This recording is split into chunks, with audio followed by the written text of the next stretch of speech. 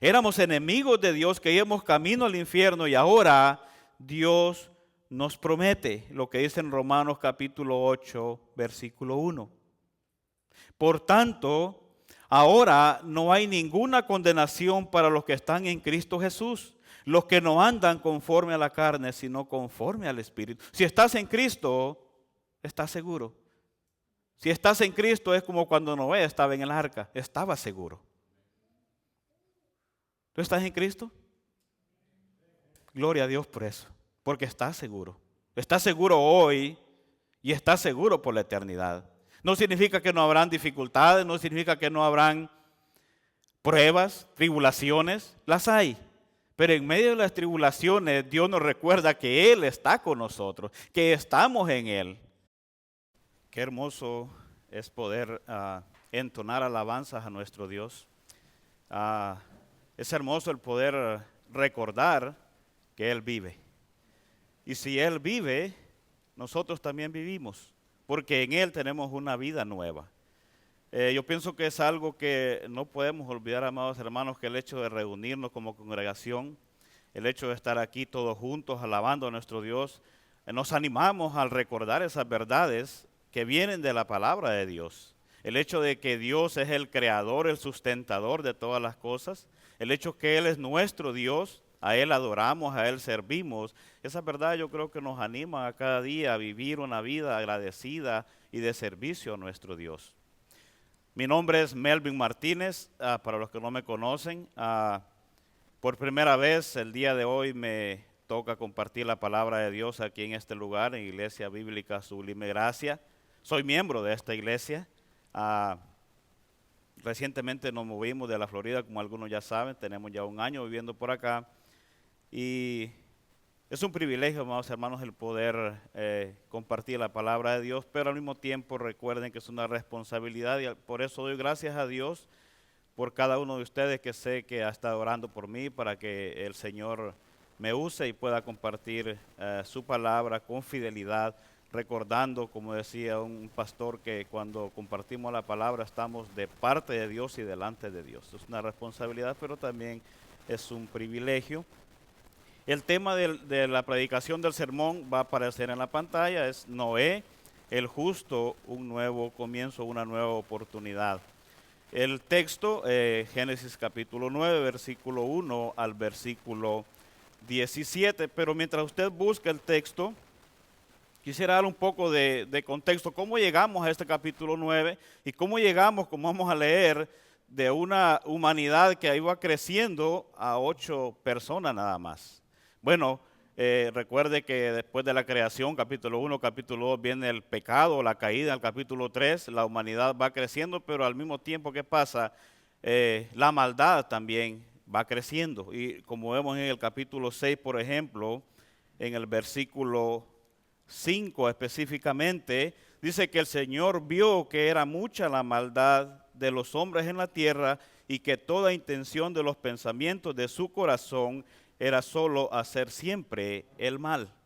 Entonces, por causa del pecado, Dios decidió traer un juicio.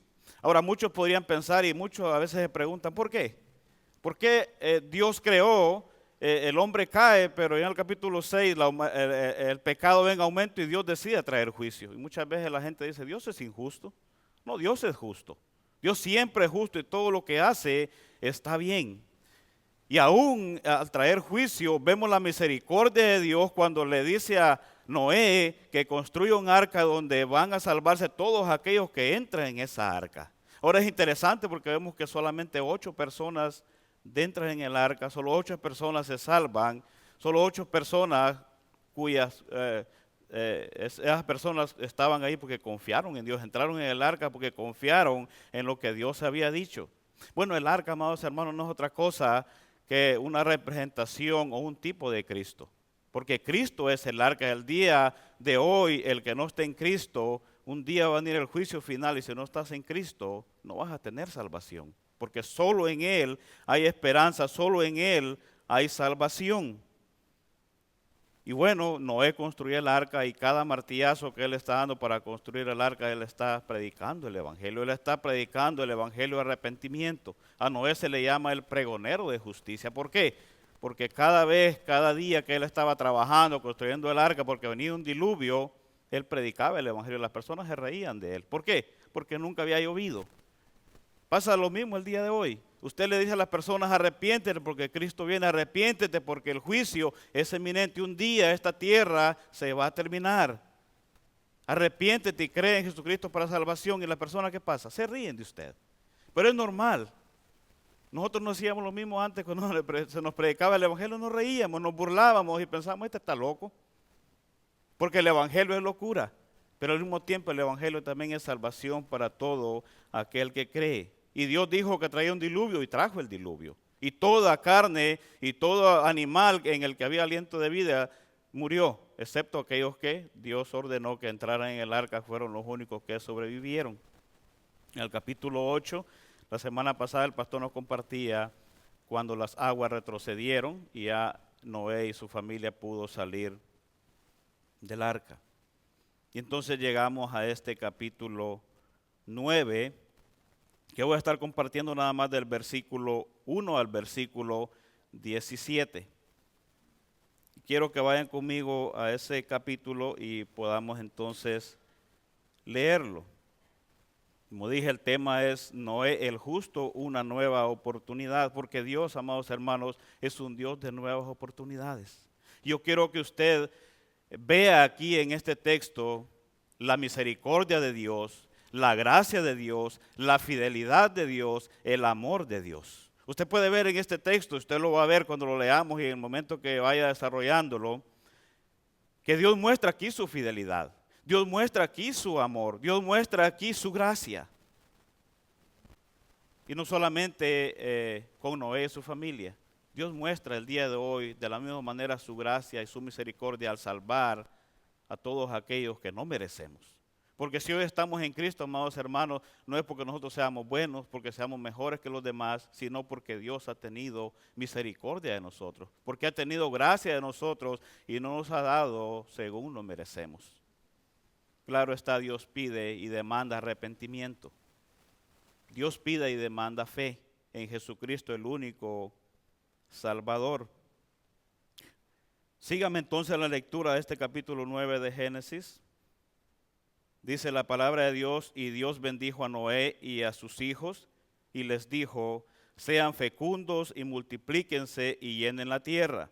El temor y el terror de ustedes estará sobre todos los animales de la tierra, sobre todas las aves del cielo, en todo lo que se arrastra sobre el suelo, y en todos los peces del mar, en su mano son todos entregados. Todo lo que se mueve y tiene vida, les será para alimento. Todo lo doy a ustedes como les di la hierba verde, pero carne con su vida, es decir, con su sangre, no comerán. De la sangre de ustedes, de la vida de ustedes, ciertamente pediré cuenta a cualquier animal y a cualquier hombre, pediré cuenta de cada hombre, pediré cuenta de la vida de un ser humano. El que derrame sangre de hombre, por el hombre su sangre será derramada, porque a imagen de Dios hizo él al hombre. En cuanto a ustedes, sean fecundos y multiplíquense, pueblen en abundancia la tierra y multiplíquense en ella. Entonces Dios habló a Noé y a sus hijos que estaban con él y les dijo, miren, yo establezco mi pacto con ustedes y con su descendencia después de ustedes y con todo ser viviente que está con ustedes, aves, ganados, y todos los animales de la tierra que están con ustedes, todos los que han salido del arca, todos los animales de la tierra. Yo establezco mi pacto con ustedes y nunca más volverá a ser exterminada toda carne por las aguas del diluvio, ni habrá más diluvio para destruir la tierra. También dijo Dios, esta es la señal del pacto que yo hago con ustedes y todo ser viviente que está con ustedes por todas las generaciones. Pongo mi arco en las nubes y será por señal de mi pacto con la tierra. Y acontecerá que cuando haga venir nubes sobre la tierra, se verá el arco en las nubes, y me acordaré de mi pacto con ustedes y con todo ser viviente de toda carne. Nunca más se convertirán las aguas en diluvio para destruir toda carne. Cuando el arco esté en las nubes, lo miraré para acordarme del pacto eterno entre Dios y todo ser viviente de toda carne que está sobre la tierra. Y dijo Dios a Noé: esta es la señal del pacto que yo he establecido con toda carne que está sobre la tierra. Y quiero, amados hermanos, desarrollar aquí 3 puntos, nada más en esta predicación. El primer punto es el mandato dado a Noé, y lo vamos a ver en Génesis capítulo 9, versículo 1 al versículo 3 y el versículo 7. El segundo punto, el establecimiento del gobierno humano, en Génesis capítulo 9, versículo 4 al versículo 6. Y el tercer punto, el pacto de Dios con Noé, Génesis 9, versículo 8 al 17. Primer punto, mandato dado a Noé, Génesis 9, 1 al 3 y el 7. Establecimiento del gobierno humano, Génesis 9, versículo 4 al 6. Y el pacto de Dios con Noé, Génesis 9, versículo 8 al 17. Primer punto, entonces, el mandato dado a Noé.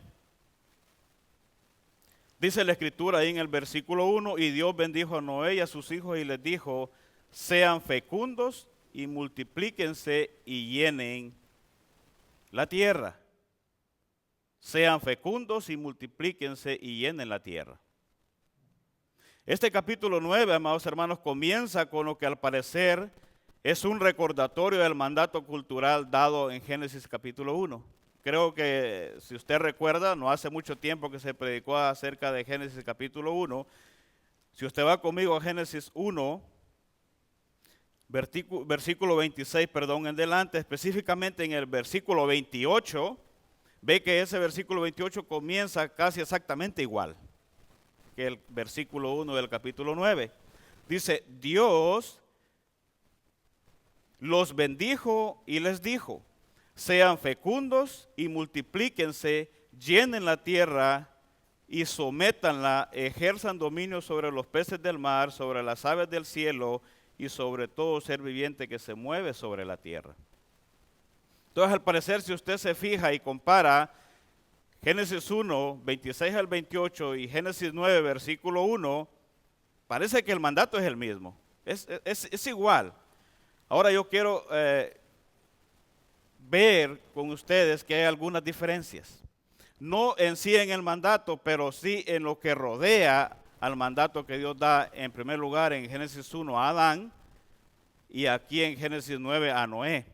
Entonces, ¿cuáles son las diferencias? Bueno, una de ellas es que el pecado está presente.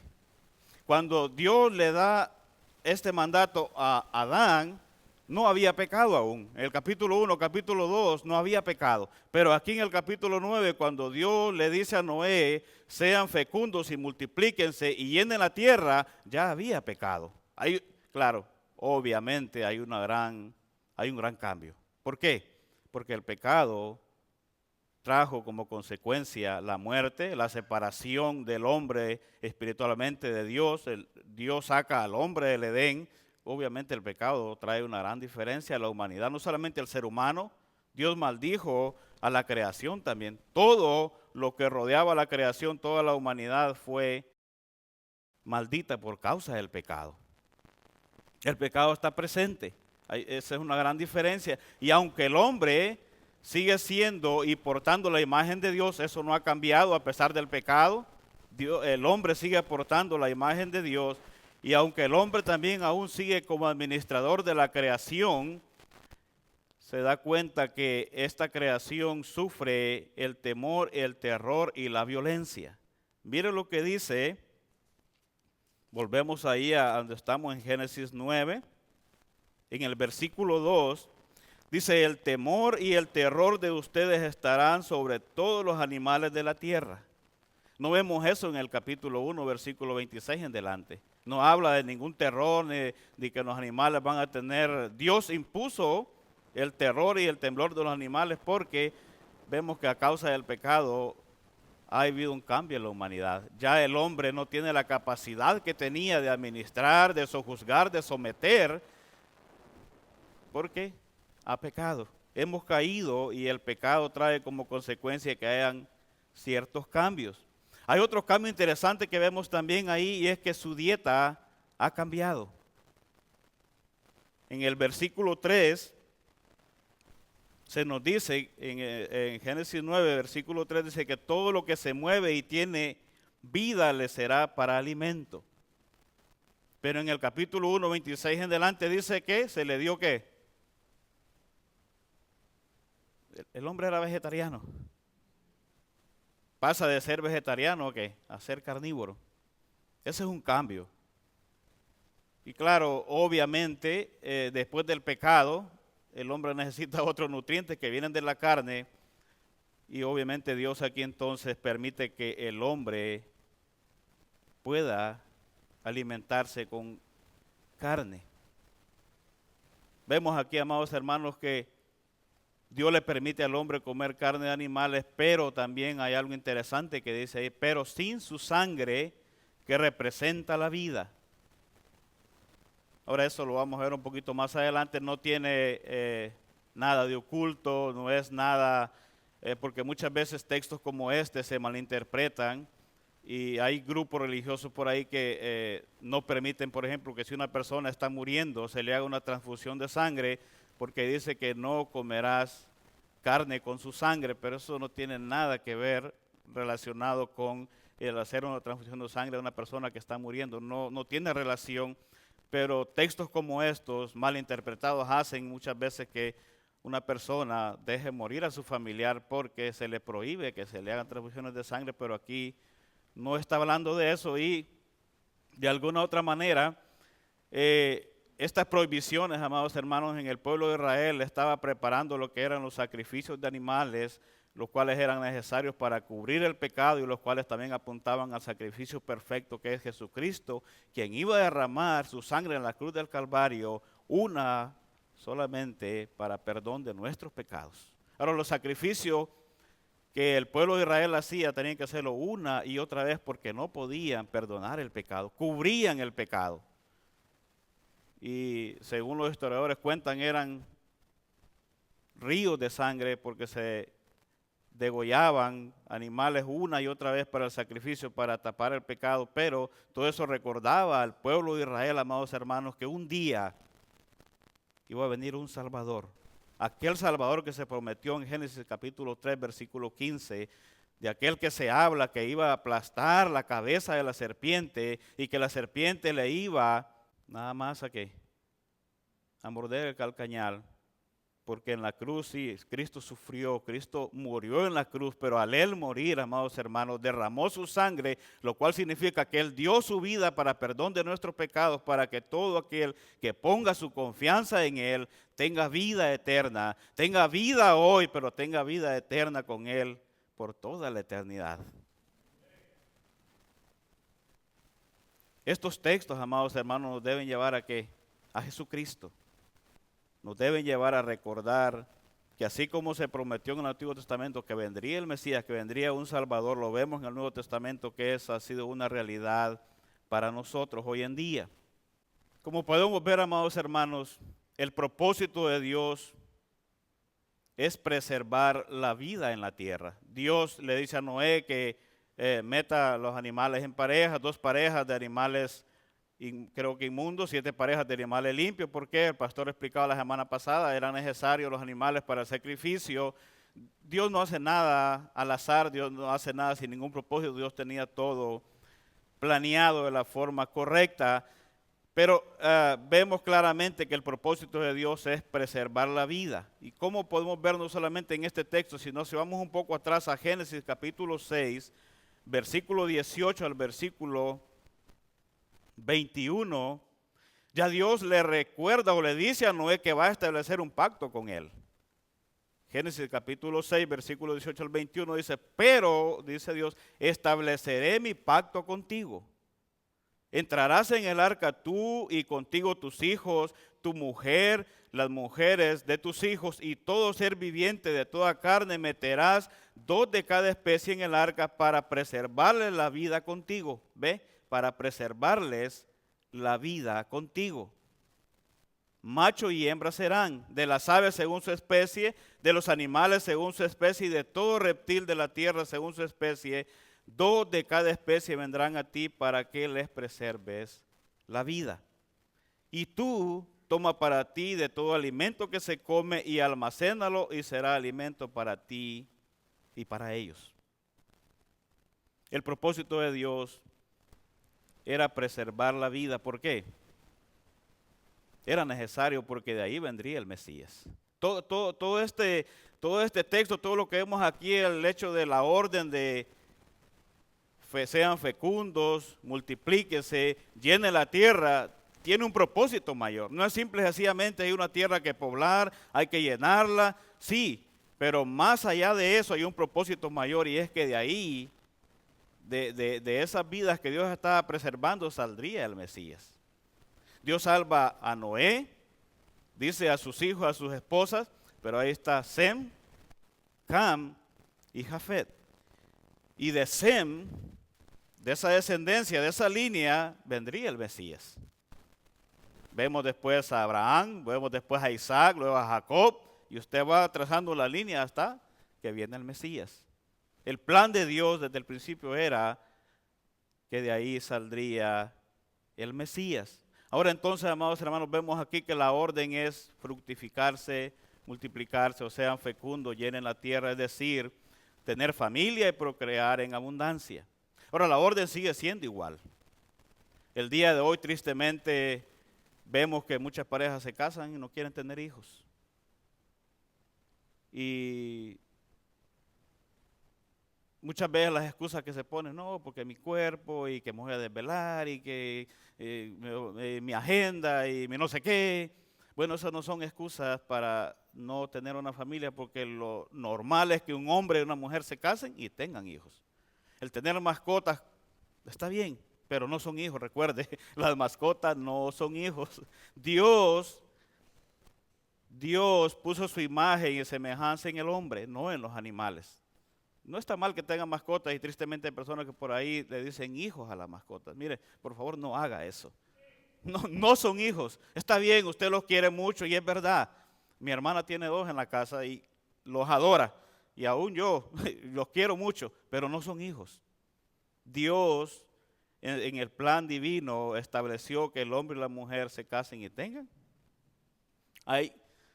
Hay ciertas circunstancias que permiten que eso no sea así y bueno, esa es la voluntad de Dios también. Nosotros no somos quien para decir por qué este sí, por qué no, pero el hecho de decidir no tener hijos por causas que no son válidas no es correcto delante de Dios.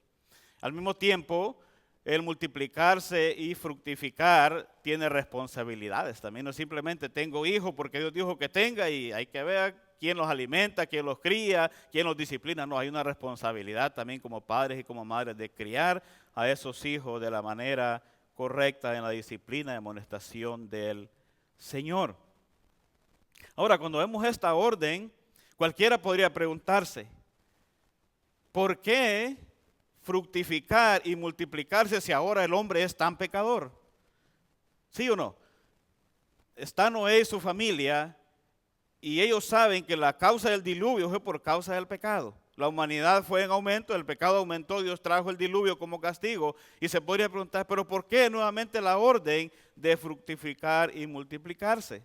Bueno, pues como decía, es verdad que la pecaminosidad del hombre es notoria, es innegable, nadie lo puede negar, pero el propósito de Dios era proveer un Salvador para el hombre y el medio por el cual Dios cumple ese propósito es a través de la procreación de la humanidad. Se imagina que Noé hubiera dicho, bueno, Dios dice que fructifiquemos y que nos multipliquemos, pero ¿saben qué? yo vi lo que pasó con el diluvio y hasta aquí se acaba todo. No más hijos, no más nietos, yo no quiero saber nada de eso. ¿Se imaginan? No, pero dice la Escritura que no era un hombre justo, en otras palabras, un hombre obediente a los mandatos de Dios, no perfecto. Y muchas veces nos equivocamos y cuando vemos hombres como Noé, como David, como Abraham, a veces los ponemos en un pedestal y decimos hombres perfectos. No. Y qué bueno que la Escritura no deja de lado el hecho de que ellos también se equivocaron. Pero así como se equivocaron, se arrepintieron de su pecado y Dios perdonó su pecado. Porque como vamos a ver la semana que viene, no hoy, Noé también se equivocó. ¿Por qué? Porque los seres humanos nos equivocamos. El único perfecto es nuestro Dios, pero cuando pecamos delante de Dios, amados hermanos, debemos de ir en arrepentimiento y Él perdona nuestro pecado. Dios tenía como propósito traer o enviar al Salvador. Y eso lo dice Gálatas capítulo 4, versículo 4 al versículo 5. Dice el apóstol Pablo escribiendo a los Gálatas, pero cuando vino la plenitud del tiempo, Dios envió a su Hijo, nacido de mujer, nacido bajo la ley, a fin de que redimiera a los que estaban bajo la ley para que recibiéramos la adopción de hijos. Dios tenía un propósito con el hecho de dar esta orden. Ahora, después del diluvio, como decía anteriormente, la población mundial quedó reducida a solo 8 personas. Noé, sus hijos y sus esposas. Ahora la orden de sean fecundos y multiplíquense, dada en Génesis 1:28, se repite para que el propósito original de Dios se cumpla. Ahora, la única manera de ser fecundos y multiplicarse es hombre y mujer, como Dios lo creó. No esas ideas que han salido por ahí del movimiento LGTB y hombre con hombre, mujer con mujer, no pasa nada. No, Dios creó hombre y mujer, varón y hembra los creó. Y es la única manera en que ese propósito se cumpla. Ahora, además de esta orden de sean fecundos y multiplíquense, está el mandato divino de llenar la tierra. La población no debía concentrarse en unos pocos lugares, sino que debía esparcirse de modo que la tierra no presentase áreas sin ocupar ni cultivar. Y usted sabe que llegamos al capítulo 11 y eso no había pasado aún. La población se había concentrado en un lugar y ahí vemos ahí planeando hacer una torre. Entonces, ¿qué? Dios viene ahí, confunde su lengua y hace que todos se esparzan. ¿Sabe que cuando estudiaba el texto y cuando veía esto, me acordaba de lo que dice Hechos capítulo 1, versículo 8? Que dice, pero recibiréis poder cuando haya venido sobre vosotros el Espíritu Santo y me seréis testigos en Jerusalén, en Judea, en Samaria y hasta lo último de la tierra. ¿Y qué pasa cuando llegamos al capítulo 8? Todos estaban concentrados en Jerusalén. Dios trae persecución y por esa persecución todos son esparcidos y dice que todos iban entonces ya no solo por Jerusalén, por Judea y por Samaria, excepto los apóstoles. ¿Por qué? Porque el plan de Dios siempre se cumple. A veces como seres humanos y aún como creyentes queremos resistir al plan de Dios, a lo que Dios quiere con nosotros, pero Dios siempre lleva a cabo su plan. No podemos frustrar el plan de Dios porque Dios es soberano y Él siempre hace lo que Él quiere, lo que Él quiere, lo que le hace está bien. Aunque a nosotros no nos parezca, aunque usted diga lo que Dios hizo no está bien, no me parece, no, lo que Dios hace está bien, siempre está bien, aunque a mí no me guste o no me parezca.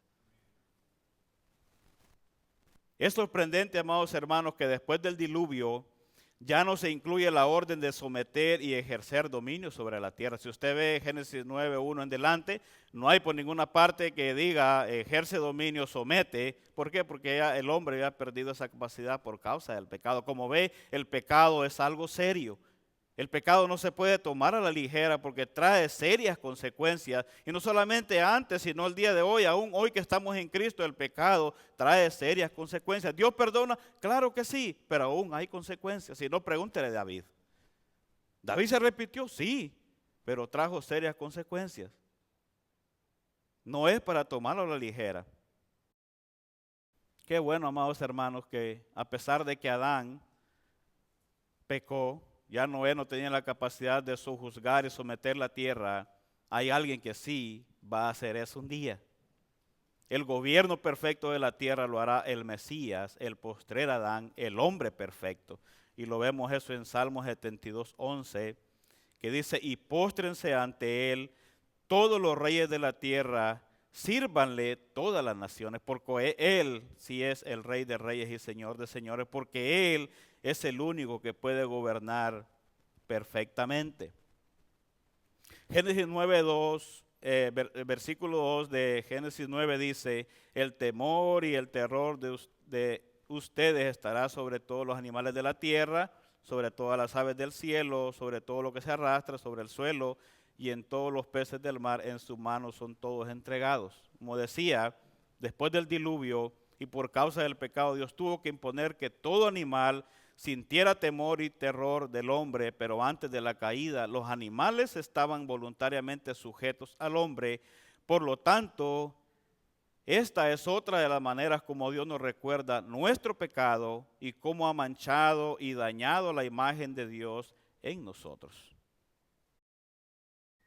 El pecado, amados hermanos, ha traído consecuencias serias a la humanidad, pero como creo que nos enseñaba, no sé, el hermano Julito, qué bueno saber que es propiciable en Jesucristo nada más. ¿El pecado es serio? Sí, pero en Cristo hay esperanza. Jesucristo es la única esperanza. En el verso 13 nos dice que todo lo que se mueve y tiene vida les será para alimento. Todo lo doy a ustedes como les di la hierba verde. Por primera vez aquí Dios permite entonces al hombre comer carne. La vida humana, amados hermanos, se nutre por medio de la muerte de otros, pues la muerte de los animales sustenta al hombre que come carne, y aunque yo sé que algunos hoy en día son vegetarianos por la razón que sea, y cada quien hace lo que mejor le parece, si es por salud, sea por lo que sea, pero Dios aquí vemos que permite el poder comer entonces carne de animales. Una bendición de Dios para nosotros, un privilegio que tenemos, pero muchas veces hemos abusado de esa bendición. Y yo lo miraba muchas veces eso en mi país cuando yo estaba pequeño. Usted podía ver los venados y podía ver los animales corriendo por todos lados, pero en un momento que se los terminaron.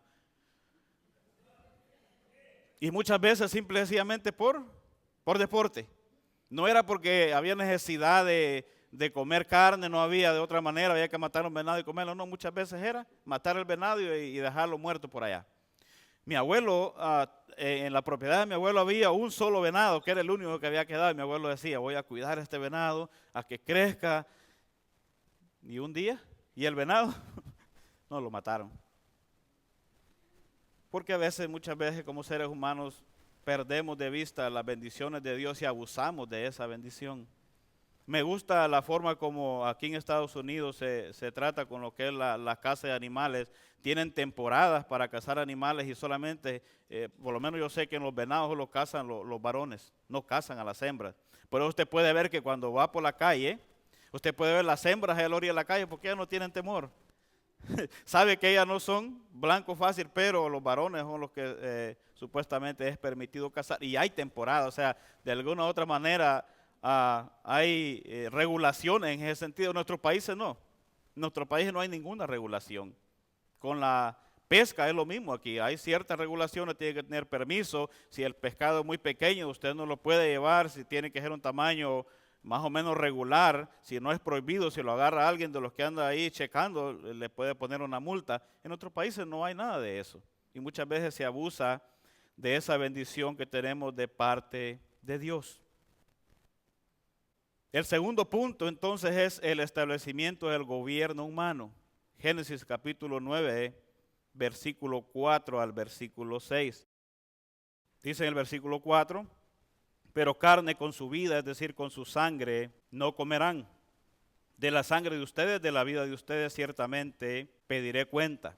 A cualquier animal y a cualquier hombre pediré cuenta. De cada hombre pediré cuenta de la vida de un ser humano. Aquí parece que fuera como un trabalenguas, ¿no? De la sangre del animal y luego pasa a hablar del hombre. El que derrame sangre de hombre, por el hombre su sangre será derramada, porque a imagen de Dios hizo él al hombre. Esto es muy importante. Ahora aquí vemos en el verso 4, amados hermanos, que Dios prohíbe comer la sangre de los animales. Y aquí es donde yo decía que aquí no hay nada místico, no hay nada oculto. Es simple y sencillamente que el Antiguo Testamento compara la sangre con la vida. O sea, que si hay sangre, hay vida. Si se separa la sangre del cuerpo, ya no hay vida. Mire lo que dice Levítico 17, versículo 11. Porque la vida, dice, de la carne está en la sangre, y yo se la he dado a ustedes sobre el altar para hacer expiación por sus almas. Porque es la sangre, por razón de la vida, la que hace expiación. O sea, aquí ya vemos en Levítico se establece el sistema de sacrificio y Dios ha establecido que la sangre será rociada sobre el altar. ¿Para qué? Para expiar los pecados, para cubrir los pecados. Entonces lo que vemos aquí en Génesis 9:4 es el hecho de que Dios ya está de una u otra manera adelantando el hecho de que un día iba a establecer un sistema de sacrificio y que la sangre representaba la vida, y cuando ellos rociaban esa sangre, o sea, el sumo sacerdote rociaba esa sangre en el altar, estaba diciendo, este animal está muriendo por ti, tus pecados están yendo sobre el animal que está muriendo por ti, derramando la sangre. ¿Ve cómo eso apunta directamente a Cristo? Claro está, como decíamos, y Hebreo lo recuerda, que los sacrificios de animales que se hacían una y otra vez no podían perdonar los pecados, simplemente los cubrían y por eso tenían que ser repetidas veces. Y además, aún el sumo sacerdote tenía que ofrecer sacrificios por él primeramente y después por el pueblo, pero Cristo no. Él se entregó una vez y por todas por nosotros. ¿Por qué? Porque Él es el perfecto, Él es el santo, es el único que podía morir por nuestros pecados. En este versículo, amados hermanos, específicamente en este texto se señala que la función fisiológica de la sangre es transmitir vida. Y eso lo entendemos claramente. Si no hay sangre, no hay vida. El mandato divino es drenar la sangre de todo animal que se ha de comer, porque la vida está en la sangre y la vida es propiedad de Dios. En otras palabras, nadie tiene derecho a quitar la vida, solamente Dios, porque la vida es propiedad de Dios. Ahora, ¿cuál es la enseñanza aquí?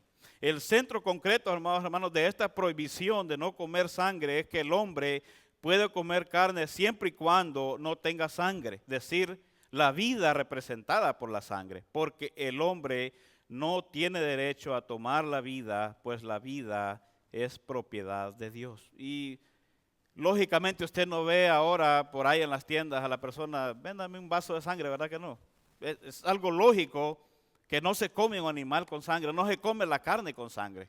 Es algo lógico, pero claro, la enseñanza aquí es que Dios estaba preparando lo que Él iba a establecer en esos sacrificios que hacían los israelitas, que apuntaban al sacrificio perfecto. Pero es interesante porque cuando el texto dice que no comerán la sangre con su carne, luego el escritor, claro, Moisés, que es el que escribe Génesis, dice, de la sangre de ustedes, de la vida de ustedes, ciertamente pediré cuenta a cualquier animal y a cualquier hombre, pediré cuenta de cada hombre, pediré cuenta de la vida de un ser humano. Aquí ya está pasando a hablar del ser humano. Aquí, anteriormente hablaba del animal, de la sangre, de no comer la sangre del animal, pero aquí ya está hablando específicamente de derramar sangre de un ser humano. Ahora, y aquí ya está pasando algo diferente. El que derrame sangre, dice, de hombre por el hombre su sangre será derramada, y da la razón por la cual esto es algo serio. Porque a imagen de Dios hizo Él al hombre.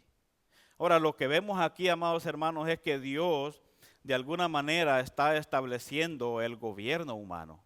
Dios está prohibiendo al hombre quitar la vida porque solamente Él tiene ese derecho, solamente Él tiene esa autoridad, porque la vida le pertenece a Dios. Dado entonces que la sangre representa la vida y la vida pertenece a Dios, habrá que rendirle cuentas por el derramamiento de sangre. Aquí la palabra de Dios expresa, amados hermanos, de manera enfática y clara: de la sangre de ustedes, de la vida de ustedes, ciertamente pediré cuentas. Ahora, el verbo pediré, que se usa aquí en la Nueva Biblia de las Américas, o demandaré, que es el término que se usa en la Reina Valera, es un término legal. Demandaré, pediré, es un término legal, y Dios puede hacer eso. ¿Por qué? Porque Dios es el juez que demanda o requiere el pago por la transgresión de sus leyes. Y eso lo vemos claro no solamente aquí, sino que si vamos al Nuevo Testamento, en Romanos capítulo 12, versículo 19, se hace mención también de esta realidad, que nadie tiene derecho a quitar la vida sin ninguna razón. Romanos capítulo 12, versículo 19,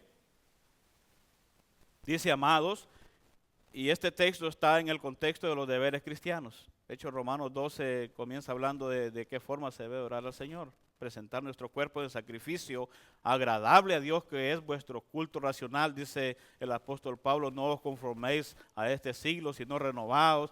Y él empieza a hablar de cómo el cristiano debe vivir. Y aquí en el versículo 19 dice: amados, nunca tomen venganza de ustedes mismos, sino den lugar a la ira de Dios, porque escrito está: mía es la venganza, yo pagaré, dice el Señor. Y aunque muchos por ahí dicen que la venganza es dulce, eso no es la realidad. No es dulce.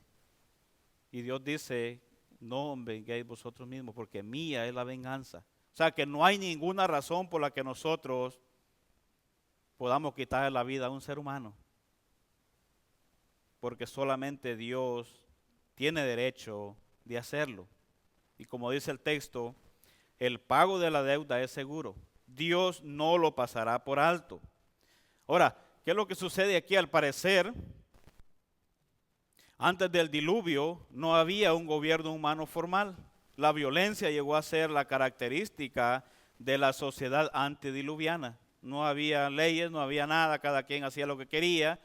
El pecado había ido en aumento, entonces no había ningún gobierno. Entonces aquí, según parece, las declaraciones acerca de la sangre y del juicio venidero por su derramamiento tienen como finalidad que la institución del gobierno humano sea establecida después del diluvio, incluyendo, amados hermanos, la autoridad de establecer la pena capital en los casos que haya derramamiento de sangre. Yo sé que muchos están en desacuerdo con la pena de muerte. Y leyendo en internet yo veo que son pocos los estados que tienen pena de muerte. Florida es uno de ellos, Texas, Oklahoma. Creo que DC no tiene pena de muerte, y muchas de las razones por las cuales no hay pena de muerte es el hecho de que los derechos humanos están en desacuerdo con que haya pena de muerte. Ahora, la pena de muerte es en casos en que una persona haya matado a alguien con alevosía y ventaja, lo haya planeado, y eso es lo que Dios hace aquí. Dios está diciendo que si alguien derrama sangre de un ser humano, que debe ser también derramada su sangre.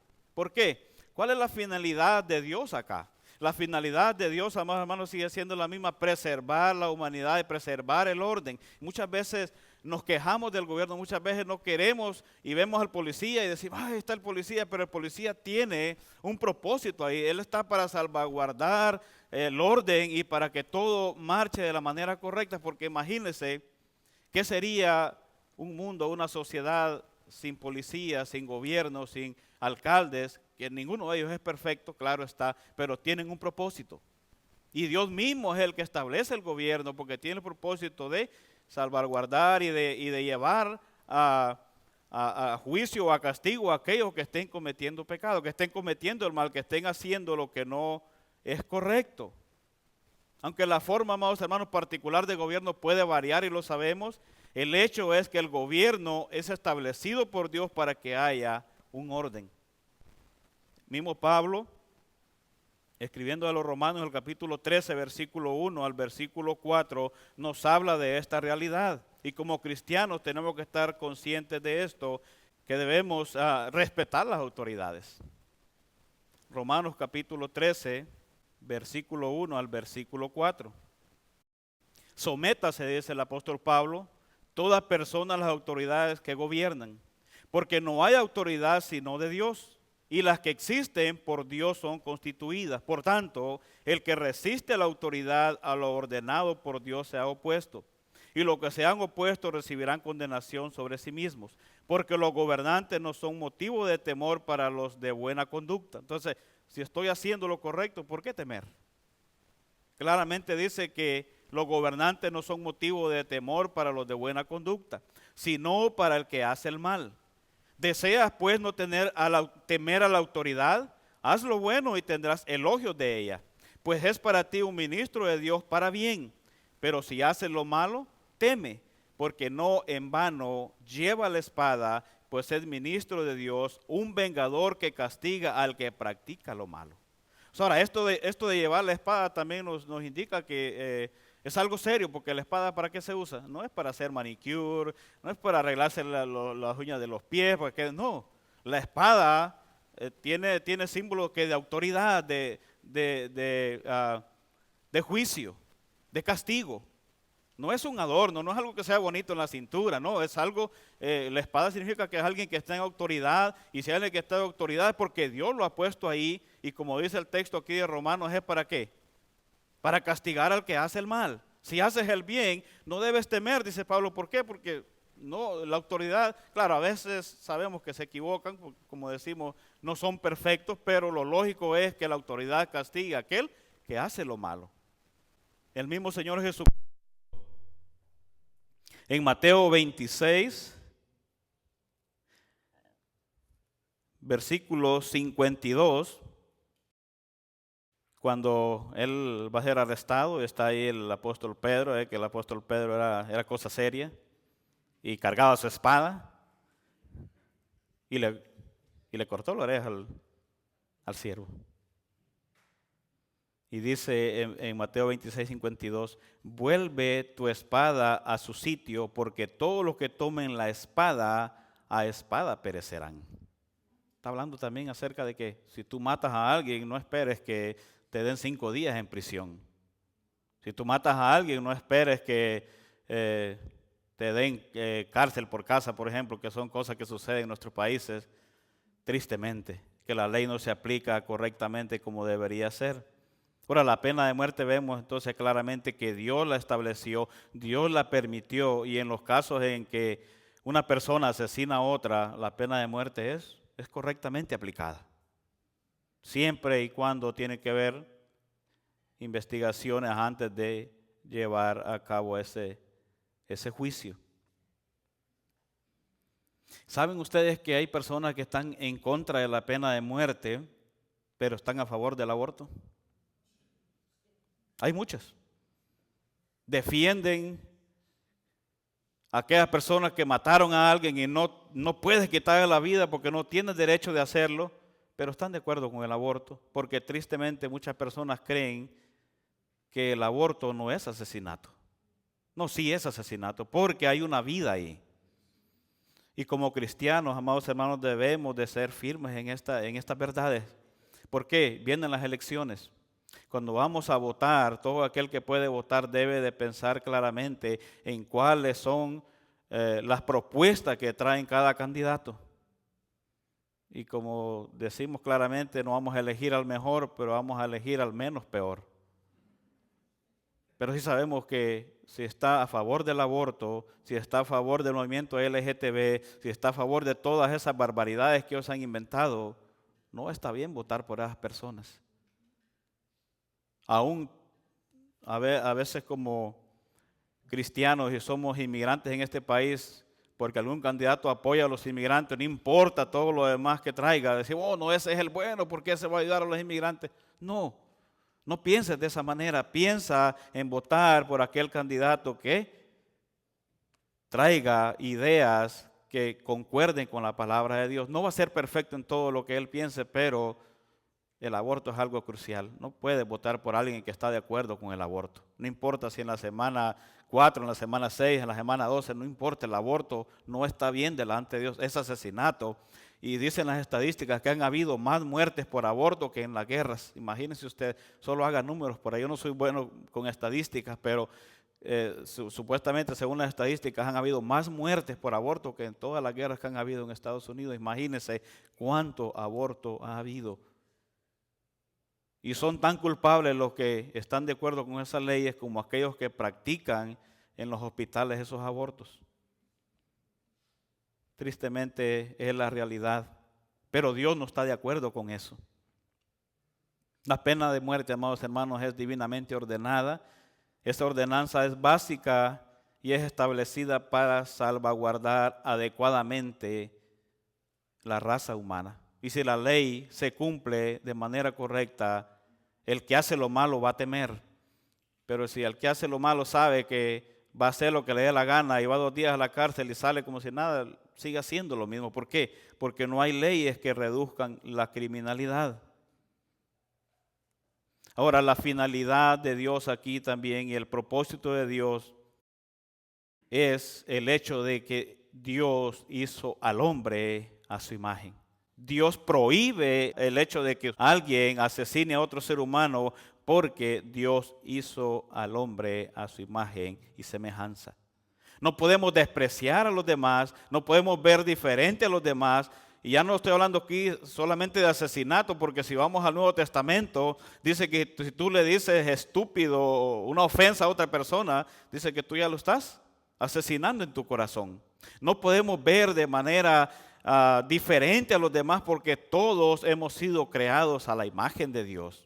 Aquel que muchas veces tú lo ves de manera despectiva o como que es menos que tú, esa persona también Dios la creó a su imagen y semejanza. Esa persona porta la imagen de Dios y esa es la razón por la cual Dios establece esta ley aquí, este gobierno acá. Es la razón porque el ser humano es valioso. Dios lo hizo a su imagen, a su semejanza.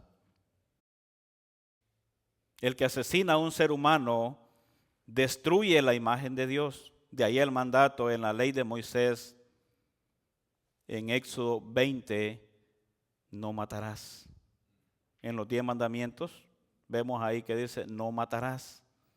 Y si usted se va a Levíticos, ahí vemos las leyes una por una. Si comete este delito, este es el castigo. Si comete ese delito, este es el castigo. ¿Por qué? Porque Dios tiene el propósito de que la ley se cumpla, de que el castigo sea de acuerdo al daño que hayamos hecho. Muchas veces no es así, de ahí viene la ley del talión, ojo por ojo, diente por diente, quemadura por quemadura, vida por vida. ¿Por qué? Porque puede suceder los dos extremos. Una es que el castigo sea muy suave. No es de acuerdo a lo que la persona haya hecho. Y la otra es que el castigo sea también demasiado severo. Entonces Dios quería de alguna manera en el pueblo regular de que la ley se cumpliera, pero que fuera de manera justa. Con esto pasamos entonces al tercer y último punto, el pacto de Dios con Noé. El pacto de Dios con Noé. Entonces Dios habló a Noé y a sus hijos que estaban con él y les dijo: miren, yo establezco mi pacto con ustedes y con su descendencia después de ustedes y con todo ser viviente que está con ustedes, aves, ganados y todos los animales de la tierra que están con ustedes, todos los que han salido del arca, todos los animales de la tierra. Yo establezco mi pacto con ustedes y nunca más volverá a ser exterminada toda carne por las aguas del diluvio, ni habrá más diluvio para destruir la tierra. También dijo Dios: esta es la señal del pacto que yo hago con ustedes y todo ser viviente que está con ustedes por todas las generaciones. Pongo mi arco en las nubes y será por señal de mi pacto con la tierra. Y acontecerá que cuando haga venir nubes sobre la tierra, se verá el arco en las nubes y me acordaré de mi pacto con ustedes y con todo ser viviente de toda carne. Nunca más se convertirán las aguas en diluvio para destruir toda carne. Cuando el arco esté en las nubes, lo miraré y me acordaré del pacto eterno entre Dios y todo ser viviente de toda carne que está sobre la tierra. Y dijo Dios a Noé: esta es la señal del pacto que yo he establecido con toda carne que está sobre la tierra. Génesis 9, 8 al 17. Ahora, aquí usted ve que la palabra pacto se repite una y otra vez. 7 veces al menos en estos versículos del 8 al 17 se menciona la palabra pacto. ¿Y por qué Dios lo repite? Porque es importante. El pacto que Dios hace con Noé y con toda la creación es muy importante. Ahora, ¿qué es pacto? Pacto es un acuerdo entre 2 o más partes que se comprometen a cumplir lo estipulado en el mismo. Ahora, en este caso, vemos que Dios no se reunió con Noé y su familia y dijo, ok, vamos a reunirnos y vamos a ponernos de acuerdo qué es lo que vamos a hacer. ¿Verdad que no? No, Dios simplemente dijo que iba a establecer un pacto. No se reunió con ellos, no le pidió opinión qué vamos a hacer. No, Dios dice que Él le prometió que iba a hacer un pacto. Ahora, la primera vez que la palabra pacto se menciona es en Génesis 6:18 que ya leímos. Se acuerda que Él dice, voy a establecer mi pacto con ustedes. Y entran ustedes y los animales. Pero Él ya había mencionado que iba a hacer un pacto. Aunque este no es el primer pacto.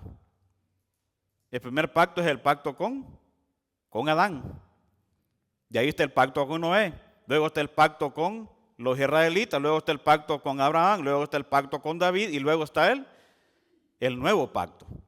Pero en cada pacto hay ciertas diferencias. Yo no quiero, porque ese sería un tema aparte, hablar de los pactos, pero nomás como mención, en cada pacto siempre hay una señal. En el pacto con los israelitas era el sábado, era el día de descanso.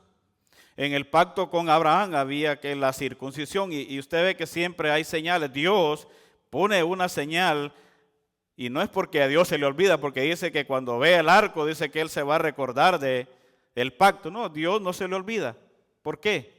El que se le olvida es a uno, se nos olvida muchas veces. Entonces Dios puso el arco y cuando usted ve el arco, usted debe recordar el pacto que Dios hizo con Noé y con la humanidad, de no traer otro diluvio para destruir la tierra. Ahora, aquí en este pacto, como decía al principio, vemos la gracia, vemos la misericordia de Dios hacia el hombre, vemos el amor de Dios, vemos la fidelidad de Dios, porque Dios estableció este pacto con Noé y la humanidad y al día de hoy ese pacto sigue en pie. Sí. ¿Usted sigue viendo el arco? Sí. ¿Por qué? Porque Dios sigue siendo fiel. Dios es un Dios fiel. El pacto, amados hermanos, que Dios hace con Noé y su familia y sus descendientes y la creación es que nunca más habrá otro diluvio universal. Ahora, eso no significa que no va a haber huracanes, porque el hermano oraba por el huracán que hubo en la Florida. No fue solo uno, fueron dos, por North Carolina. Y su destrucción, pero esos son locales. El diluvio fue algo universal. Dios prometió que no iba a haber un diluvio universal. No lo ha habido. Hay huracanes, hay terremotos, pero nunca más ha habido un diluvio como Dios lo prometió. Ahora sabemos también que por la palabra de Dios que esta tierra será destruida un día con fuego. Dios no va a destruir esta tierra con diluvio, con aguas, pero sí va a ser destruida con fuego. Segunda de Pedro capítulo 3, versículo 7 nos dice, pero los cielos y las tierras actuales están reservados por su palabra para el fuego. Y no solo la tierra y la creación, sino todos aquellos que no creen en Cristo para salvación, porque dice, guardados para el día del juicio y de la destrucción de los impíos, porque va a haber un juicio, aunque usted no lo crea. Y muchas personas dicen, no, mi vida se termina aquí cuando yo muera, se acabó todo. No, eso no es lo que la Escritura enseña. Un día habrá un juicio y todo aquel que no esté en Cristo, que no haya puesto su confianza en Él, que Cristo no sea su mediador, que Cristo no sea su salvador, se va a presentar delante de Dios y va a haber un juicio.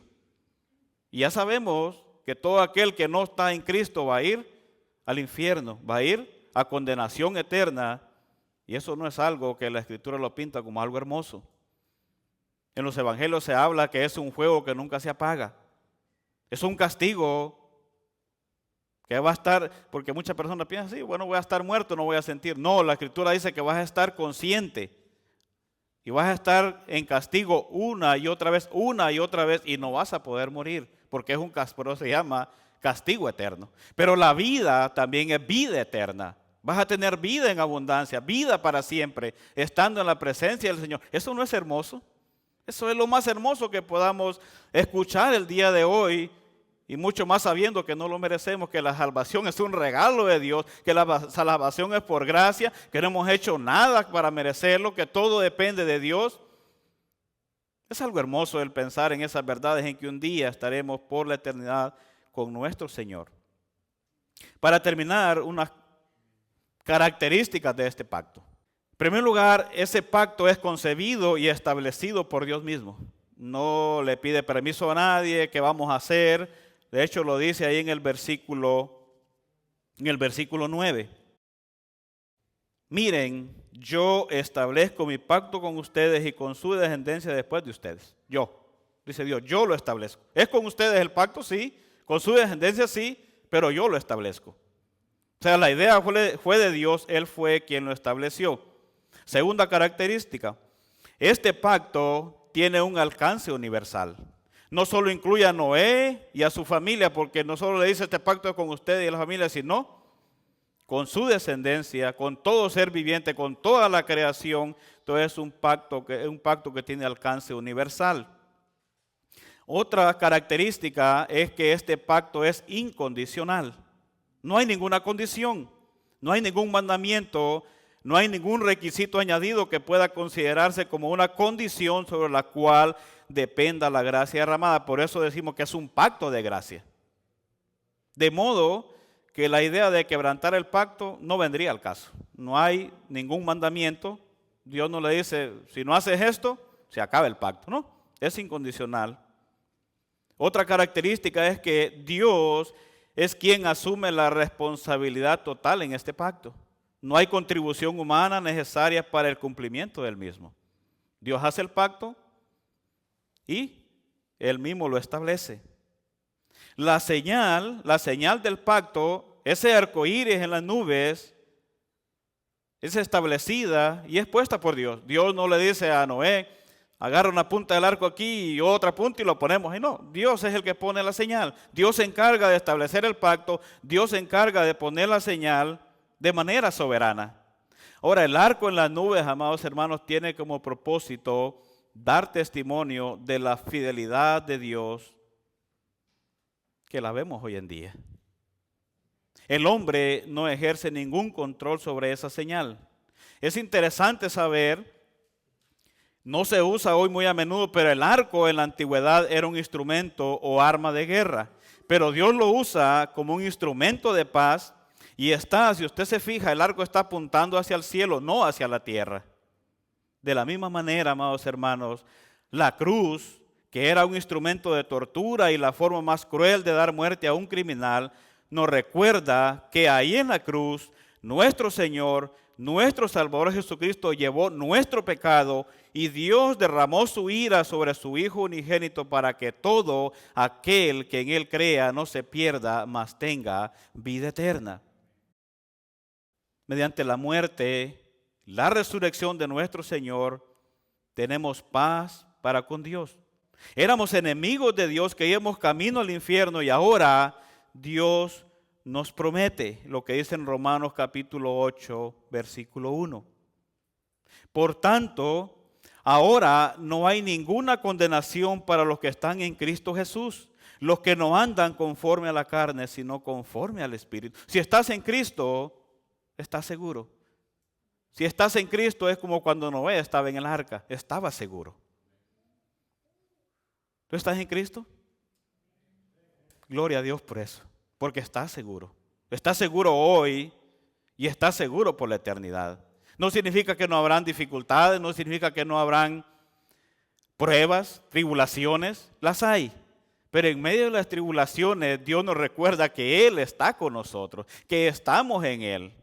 De hecho, es interesante que al final de este capítulo 8 de Romanos dice que nada nos podrá separar del amor de Dios que es en Cristo Jesús. Y ahí menciona muchas cosas, tribulación, angustia, persecución, pero dice muerte. Ni la muerte nos podrá separar porque la muerte nos lleva a estar con nuestro Salvador. No hay nada que nos separe del amor de Dios que es en Cristo Jesús. Amados hermanos, como hemos visto, Dios es misericordioso. Dios no está obligado a salvar a Noé y a su familia. Claro, la Escritura dice que ellos eran justos, que ellos le creyeron a Dios, pero Él no estaba obligado a salvarlos. Si Él hubiera terminado con toda la creación, con todos los habitantes, con el diluvio, Él hubiera sido justo. Pero Él no aplicó su juicio sobre Noé y su familia. Él derramó gracia sobre ellos. Gracia es que nos den aquello que no merecemos. Pero también hubo ahí misericordia, que no nos den lo que en verdad nos merecemos. Y vemos aquí en este texto una y otra vez la gracia, la misericordia, la fidelidad, el amor de nuestro Dios. Dios es misericordioso y fiel.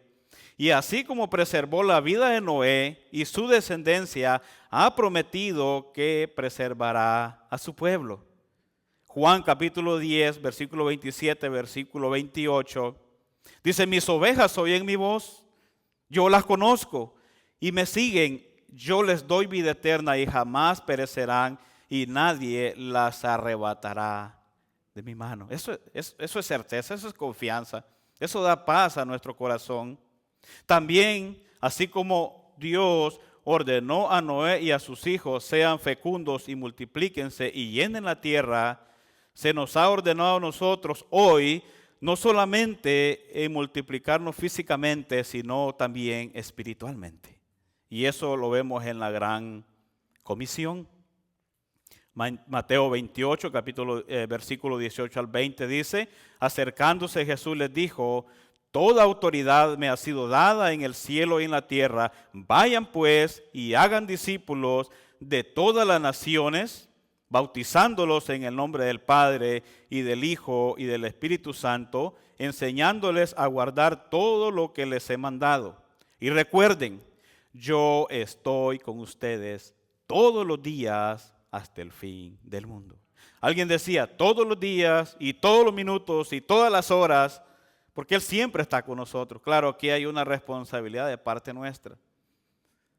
Ir y hacer discípulos. Eso significa multiplicarse, pero espiritualmente, por medio de la predicación del Evangelio. Es interesante, amados hermanos, que el nombre de Noé significa descanso. ¿Se acuerda cuando Lamec dice que Lamec tenía 182 años y tuvo un hijo y le puso por nombre Noé, diciendo, este nos dará descanso de nuestra labor y del trabajo de nuestras manos por causa de la tierra que el Señor ha maldecido? A pesar de que Lamec, su padre, creía que él traería el descanso, sabemos que el único que da el verdadero descanso es nuestro Salvador. En Mateo 11, versículo 28 al versículo 30, este es un llamado a venir a Él. El único que da el verdadero descanso, el descanso, amados hermanos, de estar luchando y querer agradar a Dios por nuestras propias obras. No hay forma. Por las obras nadie podrá ser justificado. Y dice, vengan a mí todos los que están cansados y cargados, y yo los haré descansar. Tomen mi yugo sobre ustedes y aprendan de mí, que soy manso y humilde de corazón, y hallarán descanso para sus almas, porque mi yugo es fácil y mi carga es ligera. Quiero terminar con el Evangelio de Juan, en el capítulo 6, en el versículo 53. Aquí Jesús está hablando a los judíos y Él está hablando acerca de quién es Él. Él les dice, yo soy el pan de vida. Vuestros padres comieron el maná en el desierto y murieron. Pero si comen del pan que yo les doy, tendrán vida eterna. Y aquí en el versículo 53 del capítulo 6 de Juan, dice, entonces Jesús les dijo, en verdad les digo que si no comen la carne del Hijo del Hombre y beben su sangre, no tienen vida en ustedes. Eso es interesante porque Jesús va a mencionar aquí la carne y la sangre. Ahora, esto no quiere decir que literalmente usted va a comer la sangre y la carne de Cristo, porque eso es imposible. Ahora, lo que Él está diciendo aquí es, si ustedes reconocen el sacrificio, mi sacrificio en la cruz del Calvario, donde derramé mi sangre, donde morí por sus pecados, si ustedes reconocen toda la obra perfecta a su favor, ustedes tienen vida eterna. Esto es lo que Él quiere decir ahí, porque ellos mismos decían, pero ¿cómo quiere que nosotros comamos su carne? Nosotros no somos caníbales, o quiere que comamos su sangre, pero lo que Él está diciendo es, si ustedes en verdad reconocen su pecado, reconocen que solo yo los puedo salvar, que derramé su sangre en la cruz del Calvario, por sus pecados ustedes tienen vida eterna. Y eso es lo que nosotros hemos reconocido el día de hoy, que Él murió por nosotros, que Él es el Cordero de Dios que quita el pecado del mundo y que por su sacrificio perfecto, ahora Dios puede vernos justos delante de Él, no por nuestra justicia propia, sino por la justicia de Jesucristo que es puesta a nuestro favor. Gloria a Dios, porque Él ha sido fiel a su palabra. Gloria a Dios porque nos ha dado salvación. Gloria a Dios porque por medio de su palabra una y otra vez nos recuerda, amados hermanos, quién es Él. Un Dios de gracia, un Dios de misericordia, un Dios de amor. Pero no olvidemos algo muy importante. Dios va a traer un juicio un día para todo aquel que no cree en Jesucristo como su Salvador. Porque muchas veces inclinamos la balanza al amor de Dios, pero olvidamos que Dios también está enojado con el pecador. A todo aquel que es rebelde a Dios está en enemistad con Dios. Y no quieras estar enemistado con Dios, no quieras estar peleado con Dios. Porque su ira también es terrible. Padre, te damos gracias. Te damos gracias porque tú eres fiel, misericordioso, bueno, justo. Y porque nos recuerdas cada día, Señor, nuestra necesidad. Nos recuerdas cada día, Señor, que solo en ti hay esperanza. Gracias por tu palabra que trae alimento a nuestras almas. Gracias por tu palabra que nos instruye, nos reprende, nos anima. Por esa palabra que necesitamos cada uno de nosotros. Ayúdanos a vivir de acuerdo a tu voluntad y agradarte en todo lo que hacemos. Sé con aquellos que aún no te conocen, Señor, y que este evangelio que tiene poder para salvación a todo aquel que cree, ese sacrificio perfecto de Jesucristo en la cruz, esa sangre derramada, el hecho de que murió por nuestros pecados, pueda, Señor, hacer la obra de salvación en ellos. Que tu Espíritu Santo pueda obrar y pueda, Señor, traer convicción de pecado en todos aquellos que aún no te conocen. Y a nosotros, Señor, que podamos ser fieles cada día en compartir las buenas nuevas de salvación. En el trabajo, en la tienda, en el metro, en el bus, donde quiera que tú nos lleves. Y que recordemos, Señor, que solo tú puedes salvar. Pero tú esperas que seamos fieles embajadores tuyos. Que podamos decirles a las personas, reconcíliate con Dios. En Cristo Jesús.